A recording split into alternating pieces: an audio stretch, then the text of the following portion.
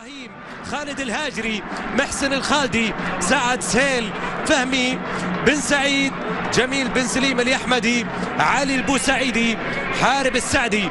هذه قائمة المنتخبين لمباراة الليلة التي يديرها تحكيما السيد بيريرا كرينشاسا من سريلانكا، يساعد مساعد أول أيضا من سريلانكا بابا كراما، والمساعد الثاني بريمالا، في حين الحكم الرابع بهذه المباراة السيد علي شعبان، التي أعطت ترشيحات كبيرة جدا من المتابعين لدورة الخليج. الكرة ملعوبة طويلة إلى الأمام، إلى الجهة اليسار، المنتخب البحريني يتقدم إلى الأمام، هو صاحب السيطرة في هذه المباراة، والتسديدة لكنها إلى خارج أرضية الملعب، إلى ركلة مرمى. تسديدة ممتازة للمنتخب العماني، عبرت الكرة الماضية إلى خارج أرضية الميدان، وأول تهديد حقيقي في المباراة.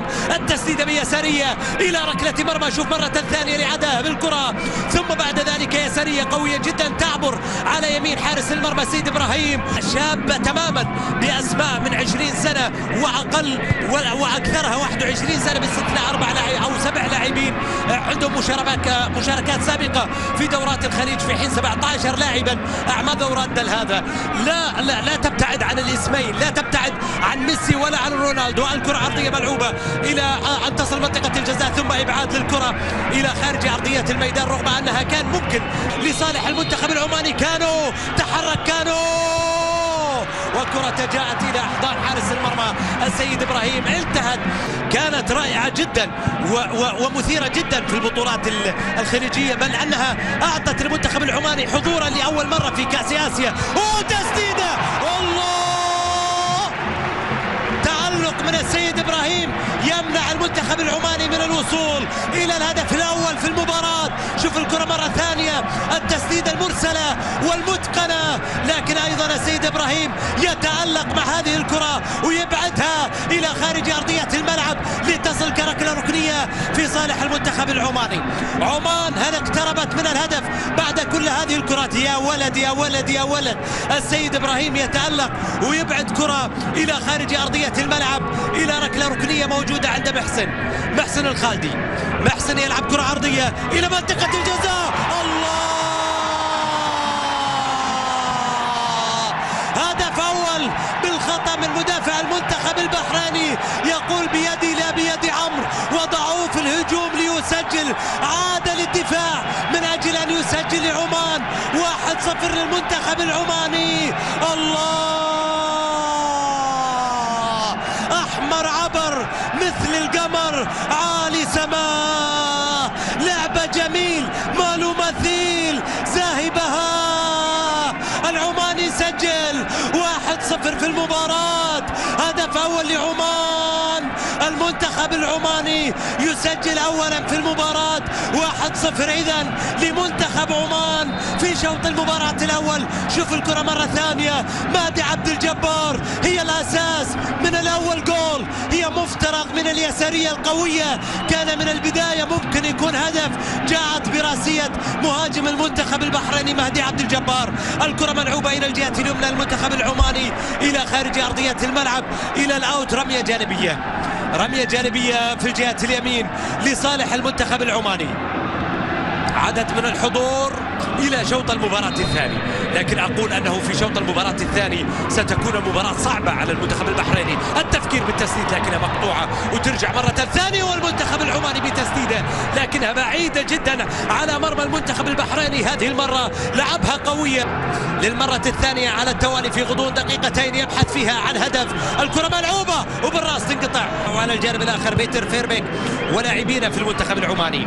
كرة ملعوبة للأمام في هذه اللحظة. أحبتنا الكرام، أطلق حكم المباراة السيد بيريرا كرينشاسا صافرة معلنا عن نهاية زمن شوط المباراة الأول بتقدم من جانب المنتخب العماني بهدف مقابل لا شيء، جاء عن طريق مهدي عبد الجبار مهاجم المنتخب البحريني.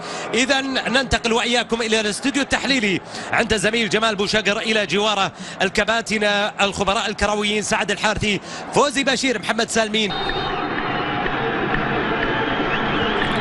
شكرا زميلي جمال، شكرا لضيوفك الكرام في الاستوديو. عودة مرة أخرى أيها الأحبة الكرام، أيها المتابعين أصدقاء قنوات أبو ظبي الرياضية، نعود وإياكم مجددا إلى مجريات أحداث نصف النهائي هنا بين منتخبي عمان والبحرين. يلعب كرة طويلة إلى الأمام والفرصة ممتازة للمنتخب البحريني. الله الله، عبد الجبار تأخر، عبد الجبار اللي ما تأخر عن هدف عمان، تأخر في الكرة الماضية وضاعت فرصة على المنتخب البحريني، كان بإمكان المنتخب البحريني أن يعود معها إلى هدف التعادل. ضاع وتسديدة لكنها مرت سهلة باتجاه حارس المرمى السيد إبراهيم، أو يلتقي المنتخب المتجدد المنتخب العراقي. الكرة ملعوبة طويلة المنتخب البحريني وتسديد إبراهيم حبيب. وفاتت فرصة ممتازة لإبراهيم حبيب إلى خارج أرضية الملعب. الفرصة الماضية ركلة ركنية، تذهب الكرة لصالح المنتخب البحريني. يجب لتحفز منتخب بلادها بفرصة جديدة، ضاعت إلى خارج أرضية الملعب وركلة ركنية أربكة الرشيدي. والرشيدي يتألق معها، والرشيدي يكمل تألقه في هذه الدورة، يبعد الكرة إلى خارج أرضية الملعب. في الجهة اليمين من يمين حارس المرمى الرشيدي، الكرة ملعوبة لمنطقة الجزاء، وصلت إلى الرشيدي بقبضة اليد. الكرة تلعب بالراس لتصل الآن إبعاد من دفاع المنتخب العماني، واصلة إلى خارج أرضية الملعب.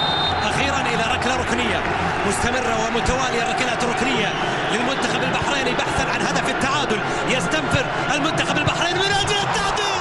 الله يا فايز،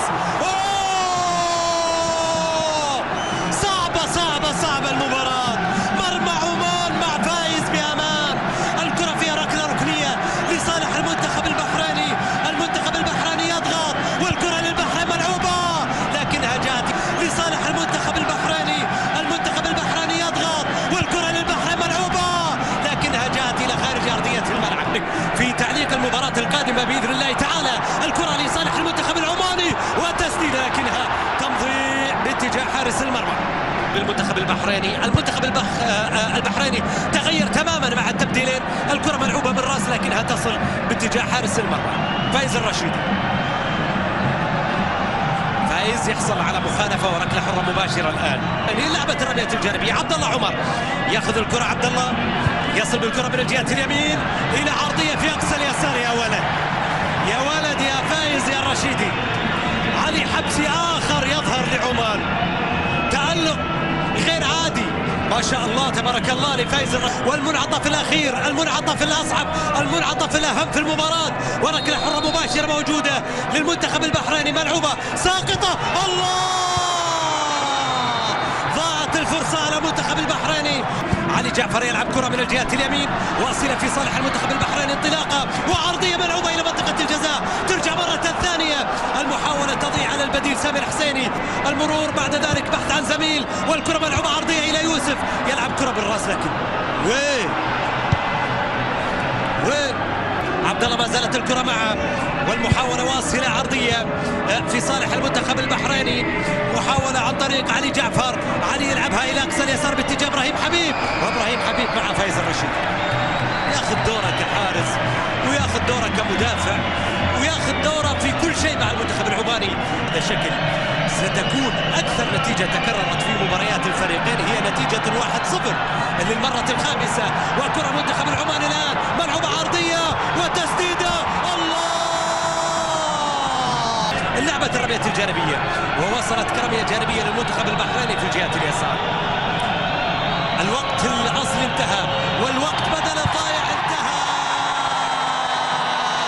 وعمان إلى المباراة النهائية من خليج 23 بانتظار الفائز من المباراة الثانية المنتخب الإماراتي أمام المنتخب العراقي. ألف مبروك للسلاطين على الوصول من جديد للنهائيات الخليجية، للمباراة النهائية في دورات الخليج. اليوم وصول جديد للمنتخب العماني إلى المباراة النهائية. عمان بهدف واحد في مرماها حتى الآن تسجل أفضلية في دورة الخليج. ألف مبروك للمنتخب العماني، ألف مبروك للجماهير العمانية. إذن المنتخب العماني إلى المباراة النهائية. هارد لك المنتخب البحريني عمل ما عليه في شوط المباراة الثاني. في النهاية أيها سادتي والسادة، شكرا لكم على طيب المتابعة. نلتقي وإياكم في مناسبات قادمة بإذن الله تعالى عبر شاشة أبو ظبي الرياضية. لكم مني عبد الله مبارك الحربي أجمل وأعطر التحايا. الكلمة إلى الزميل جمال بوشقر في الاستوديو التحليلي، إلى جواره فوزي بشير، محمد سلمين، سعد الحارثي للحديث عما جرى في شوط المباراة الثاني. جمال إليك الكلمة.